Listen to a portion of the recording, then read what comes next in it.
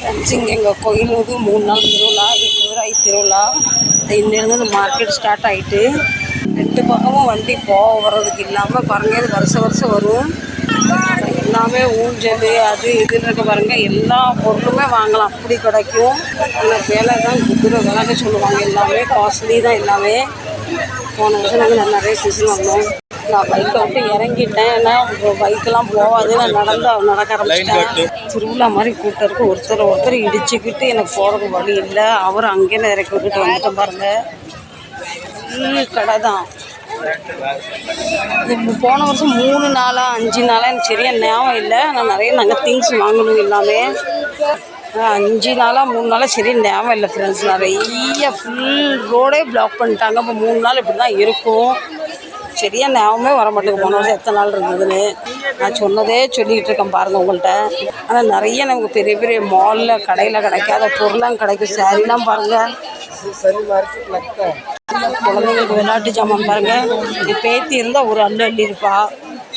எவ்வளோ செயின் லாக்கெட்ஸ் எல்லாம். இந்த நெக்லஸ் பாருங்கள், சூப்பராக இருக்குது. நடக்கவே முடியல ஃப்ரெண்ட்ஸ், அந்தளவு கூட்டமாக இருக்குது.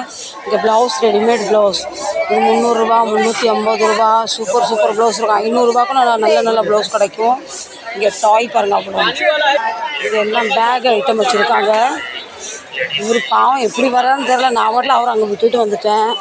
ஒரு நாள் நான் வீட்டில் இருக்கும்போது உங்களுக்கு ப்ராப்பராக எல்லாம் வீடு எடுத்து தரம்பா ஃப்ரெண்ட்ஸ். இப்போ நான் அவசரமாக வீட்டுக்கு வரப்பட்டேன்.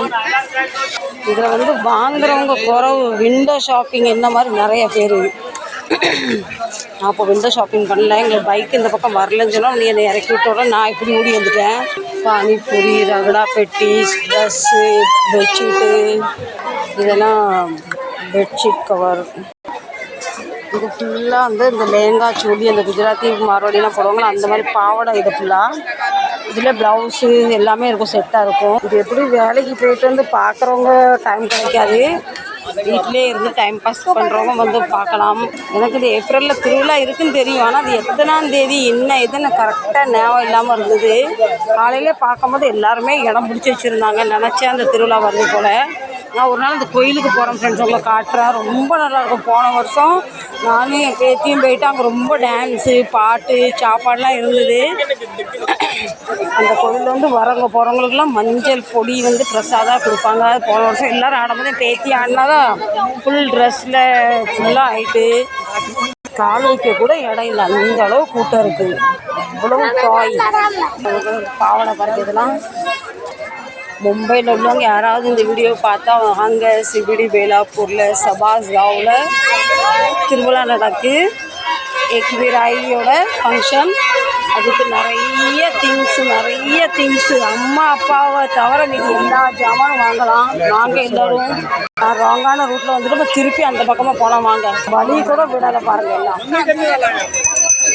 இப்படி போனால் என் வீட்டுக்கு போயிடலாம் வாங்க ஃப்ரெண்ட்ஸ். சரி ஃப்ரெண்ட்ஸ், வீடியோத்தோடு முடிக்கிறேன். நெக்ஸ்ட் நான் ஒரு நல்லா இந்த ஷாப்பிங் வீடியோ உங்களை காட்டுறேன். சரிங்களா? நான் வைக்கிறேன்.